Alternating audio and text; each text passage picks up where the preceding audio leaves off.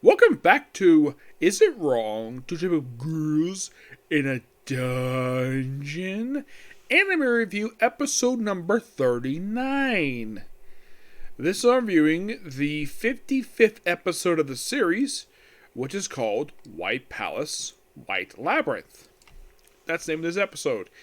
This episode adapts some pages from chapter 9. Excuse me. Yeah, pages adapted from is quite interesting to say the least. Because basically they kind of, if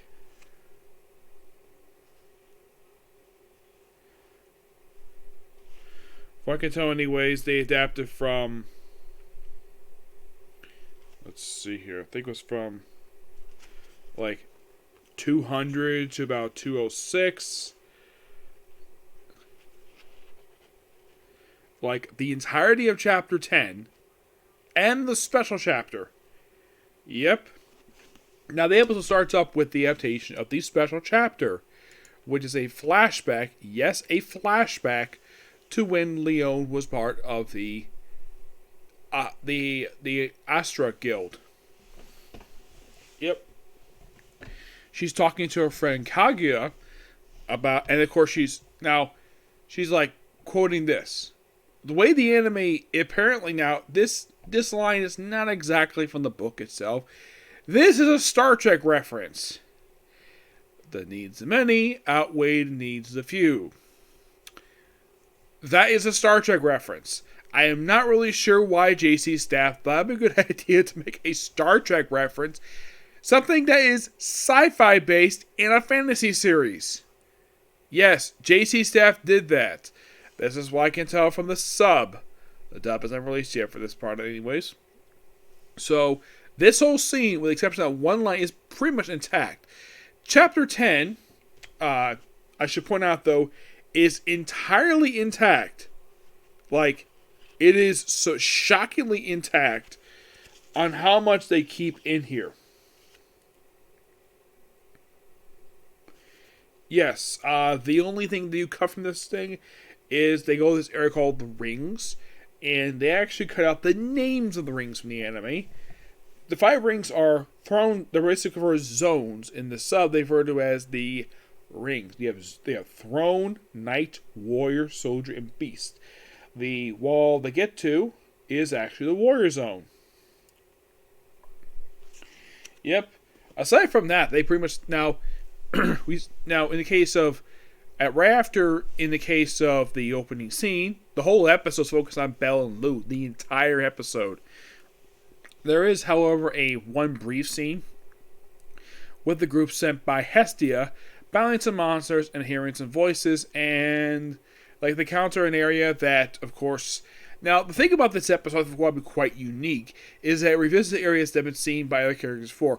One in the same episode, the other, of course, not been seen since episode, basically the halfway point of the season, where you have Belle's group, with, of course, Boars, where they go to the room where Belle was last seen. And the room isn't shockingly the way it was depicted during the first half of this, when it was last seen back in the 11th episode of the season, which, by the way, this is actually the 17th episode of the season. Yes, the 17th. This is roughly 6 episodes ago. It is shocking we got a chance to see it. Not in a flashback. Last week was a flashback. This time was the actual room. And apparently the corpses have been eaten. By what, you might ask? By these water snakes. Yes. They battle them, and then all of a sudden, the room is attacked by more monsters, who turn out to be the frickin' Xenos, who have not been seen since the end of season 3 of the series. Yes, the reason they're here, because Fel's contacted them and requested their help. And the only one that's here that actually was a familiar character, even though he does not speak in the series, the character Gross. The one looks like a freaking gargoyle. He appears briefly as a cameo. I don't think he appeared in the book per se. I'm sure that JC staff put him in because they need a recognizable face, and they can't just have some random monsters show up to be basically the freaking Xenos. So you gotta have a familiar character. That was probably JC's staff idea to put him in there, despite that he's not really in the chapter at all. Nope. So, Right afterwards, that's pretty much in the way. The whole sequence of the Zeno show, like, let's see if I can find it here. It's taken from basically from page 36 to pretty much 140. Like, that's a whole scene right there. In the case of the other group, that is taken from, well, it's not that one. It's taking a different portion of the book, but, and then afterwards, now we focus on Belle and Lou. When battling wolf monsters, yes, with the fireball, and of course, Lou using a, now, they changed the name of the thing from the translated version of the thing, which, fine, I don't have an issue with that. And then, of course, they make details of the map. Of course, Belle looks the way he's looking at, like, looking for monsters. It's almost like basically the way he's looking at her is how most male protagonists are depicted whenever a woman's changing. And, of course, the guy basically tries to peep on her. This is normally how this works. But the way JC Staff, that's the way it's framed anyways for this particular sequence. But in actuality, he just looked at the map. And this is mostly intact. And of course, that's what they mentioned, the rings. And of course, also mentioned about her being a mentor, which that was changed in the book, which was teacher. That's a very minor change. It's not really affecting anything. The one thing that kind of that's a minor point against this episode is the removal of the names of the rings.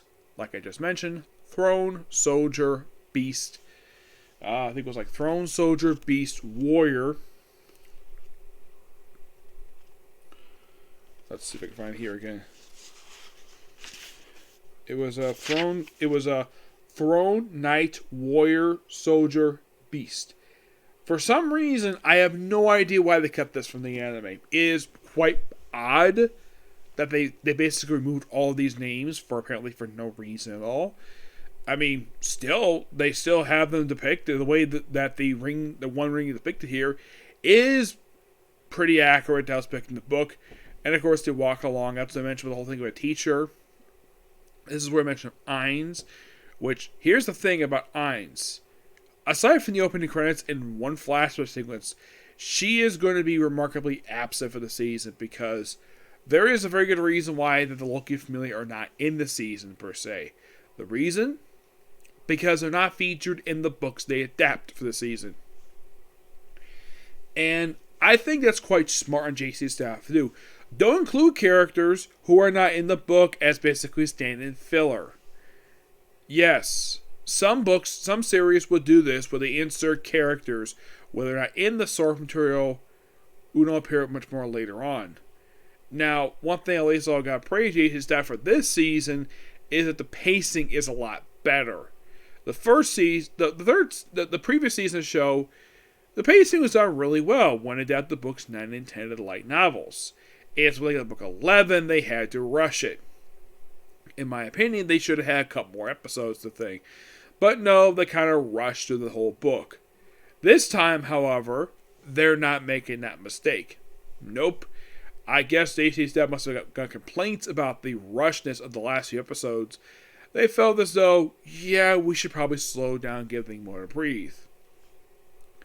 And this is very smart. This also is the first episode of this whole season. Actually, for the, I would say the, best way to describe the second half of the season, where they adapted a whole chapter.